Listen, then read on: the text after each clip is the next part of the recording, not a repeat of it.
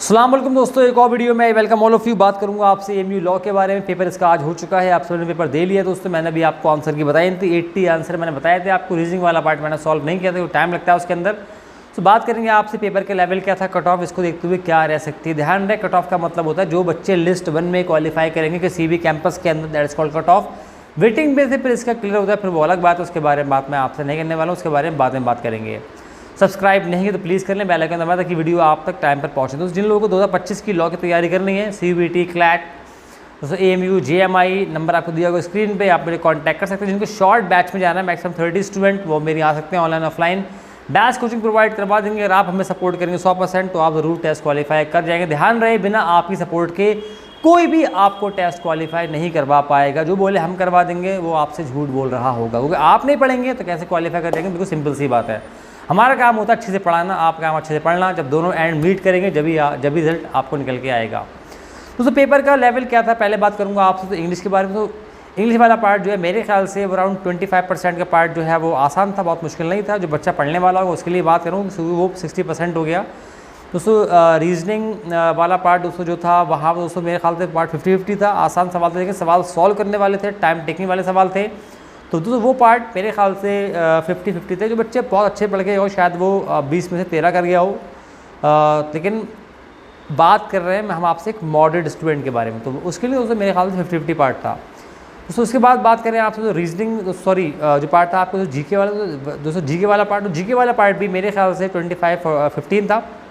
मतलब जो बच्चा प्रॉपर्ली पढ़ के गया होगा वो 25 सवाल आराम से उसको कर जाना चाहिए, ऐसा मुझे लगता है पेपर को देखते हुए। बच्चा कितने पढ़ के गए थे ये बच्चे ही फिर जानते हैं।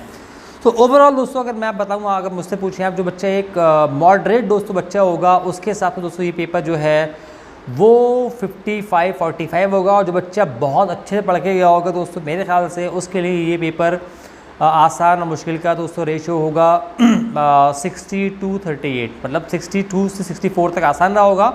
बाकी 36 सवाल उसको भी मुश्किल लगे होंगे। दोस्तों कट ऑफ के बारे में बात कर ले तो कट ऑफ ध्यान रखें, मैं बात करूंगा आपसे सारे कैंपस के बारे में। I am not talking about main campus in particular.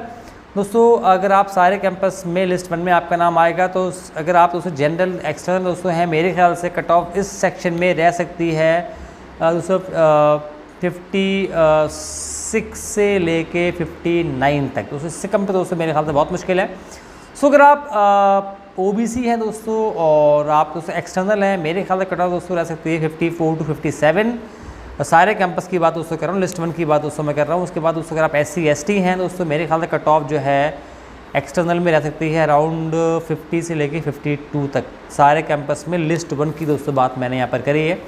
सो अगर आप इंटरनल हैं और आपको सारे कैंपस के इस हिसाब से आपसे दोस्तों बात मैं करूँ दोस्तों, मेरे ख्याल से कट ऑफ यहाँ रहने वाली है आपके लिए दोस्तों 48 to 50। इससे कम दोस्तों मेरे ख्याल से बहुत मुश्किल है दोस्तों। अगर आप OBC हैं सो इंटरनल दोस्तों आप हैं, मेरे ख्याल से कट ऑफ सारे कैंपस के लिए आपके लिए रहने वाली है इस पेपर में अराउंड 46 से लेके 49 तक दोस्तों। और अगर आप दोस्तों इंटरनल हैं दोस्तों, आप SC/ST कैटेगरी से बिलोंग कर रहे हैं दोस्तों, cut off in my opinion will be around 42 to 44 given the level of this paper. दोस्तों ये था सारे कैंपस में मिला के। सो बात कर लेते हैं मेन कैंपस, क्योंकि main campus is the main target for many and it should always be, क्योंकि वहाँ यहीं आपको सारी मौज मिलती है, यहीं आपको सारी मतलब कैंपस का मज़ा आता है दोस्तों। तो अगर आप दोस्तों एक्सटर्नल हैं और मेन कैंपस आपका टारगेट दोस्तों है जनरल में, तो अराउंड कट ऑफ दोस्तों रहने वाली है इसके लिए मेरे ख्याल से 63 से लेके 65 तक। इसके ऊपर नहीं जाएगी, इसके नीचे जाना भी दोस्तों मेरे ख्याल से बहुत मुश्किल है।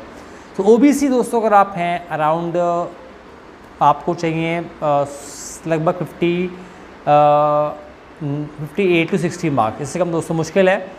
सो अगर आप SC/ST हैं अराउंड 54 to 55, शायद इससे कम दोस्तों मेरे ख्याल से मुश्किल लग रहा है। 53 to 55 फॉर दोस्तों मेन कैंपस, बल्कि 55 दोस्तों आप मान लें दोस्तों। इसके अलावा अगर आप दोस्तों इंटरनल हैं और मेन कैंपस है और टारगेट आपका हो ही होगा दोस्तों कट ऑफ मेन कैंपस के लिए दोस्तों अगर मैं बात करूँ तो यहाँ दोस्तों मेरे ख्याल से 53 to 55 दोस्तों हो सकती है। इससे कम दोस्तों मेरे ख्याल से मेन कैंपस में बहुत मुश्किल लग रहा है दोस्तों। अगर आप OBC हैं अराउंड 50 से कम पे दोस्तों मेन कैंपस आपको मेरे ख्याल से नहीं मिलेगा। 90% केस में, मे बी 10% केस में शायद 1-2 नंबर नीचे हो जाए या 1-2 नंबर ऊपर भी हो सकता है। दोस्तों अगर आप SC/ST हैं मेन कैंपस मैं अराउंड मेरे ख्याल से 46 to 47 से कम पे मेरे ख्याल से इस पेपर को देखते हुए नहीं मिलने वाला। तो ये था मेरा गैस। 90% केस में मेरे ख्याल से मुझे पूरी उम्मीद है कि यही बैठने वाली है। 10% केस में भी शायद 1-2 नंबर ऊपर नीचे हो जाए।